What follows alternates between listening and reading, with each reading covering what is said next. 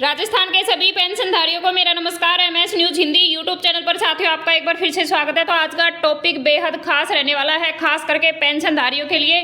तो आज हम बात करेंगे राजस्थान पेंशन योजना 2025 यानी कि वृद्धा विधवा दिव्यांग पेंशन है जो कि जारी होने वाली है। लेकिन उसके साथ साथ मैं बता दूं कि पेंशन में बढ़ोतरी भी होने वाली है, यानी कि 4,000 रुपये सभी पेंशनधारियों के निर्धारित कर दिए गए हैं।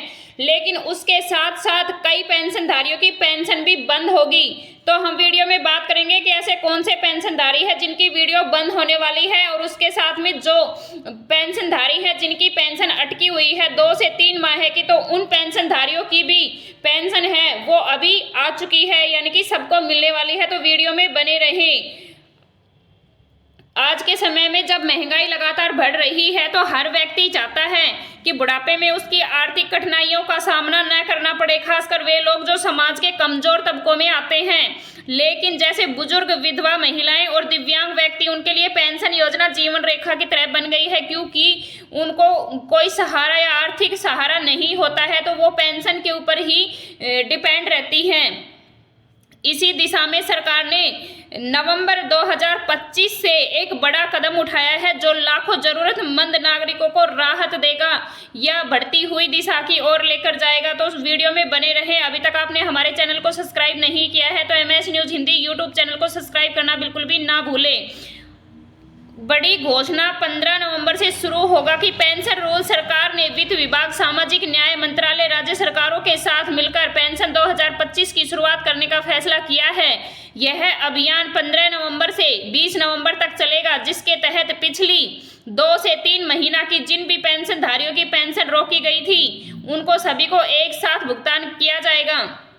सरकार ने कहा है कि कोई भी पात्र पेंशनधारी अब बिना पेंशन के नहीं रहेगा। 15 नवंबर से भी बकाया भुगतान खातों में भेजी जाएगी।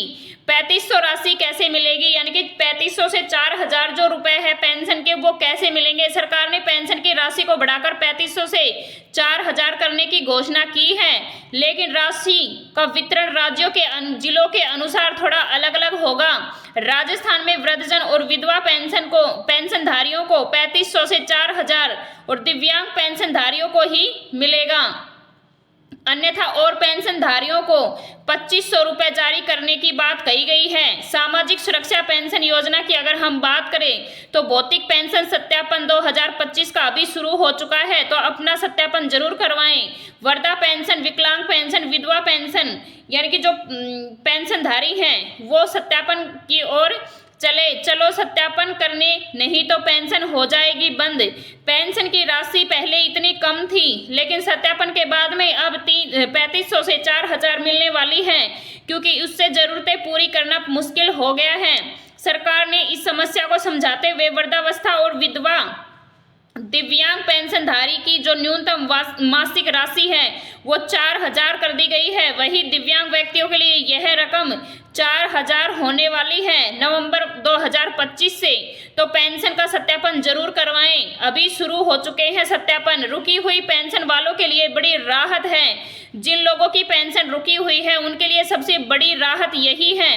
अगर आपकी पेंशन सितंबर या अक्टूबर से रुकी हुई है तो 15 नवंबर को डबल या ट्रिपल किस्त मिलने वाली है, यानी कि 2-3 माह की एक साथ आने वाली है। सीएससी और जिला स्तर के पेंशन हेल्प डेस्क से लिस्ट तैयार की गई है। नए नियम भी लागू होंगे, लेकिन मैं बता दूं कि 15 नवंबर से पेंशन बढ़ोतरी के साथ साथ कुछ नियम लागू होने वाले हैं नए।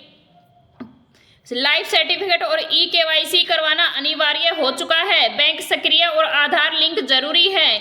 मोबाइल नंबर अपडेट रखना बहुत जरूरी हो गया है, यानी कि बैंक और आधार कार्ड को बैंक से लिंक करवाना और मोबाइल नंबर को लिंक करवाना बहुत जरूरी हो गया है। किसी भी फर्जी पेंशन पाया गया तो 50,000 तक का जुर्माना भी लागू हो सकता है या कर दिया गया है। बोनस और सम्मान राशि की अगर हम बात करें, जो पेंशनधारी 15 नवंबर से 20 नवंबर के बीच में अपना सत्यापन पूरा करेंगे उन्हें 500 से 1,000 तक की सम्मान राशि भी दी जाएगी। राजस्थान में यह योजना पायलट रूप में शुरू कर दी गई है।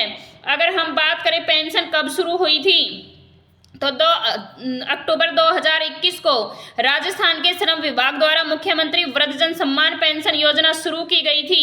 तो साथियों, इसका लाभ वृद्धजनों को ही मिलता है। वित्तीय सहायता प्रदान करके यह कार्यक्रम न केवल वित्तीय चिंताओं के बोझ को कम करता है, बल्कि राज्य के सामाजिक ताने बाने में वरिष्ठ नागरिकों के आजीवन योगदान का भी सम्मान करता है। यानी कि कमजोर पिछड़े वर्ग के जो व्यक्ति हैं वो अपनी आर्थिक सहायता चलाते हैं।